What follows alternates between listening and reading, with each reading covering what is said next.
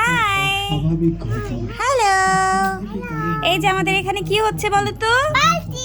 হ্যাঁ, মুড়ি ভর্তা হচ্ছে অনেক বেশি মাংস দিয়ে, তাই না? এই যে পার্টি হচ্ছে মুড়ি ভর্তার পার্টি, তাই না? বেশি করে মাংস দিয়ে। এটা তো ছিঁড়তে পারতেছি না, তোদেরকে ছেড়ে দিব, মাংসটা ছেড়ে দিব। দাঁড়াও,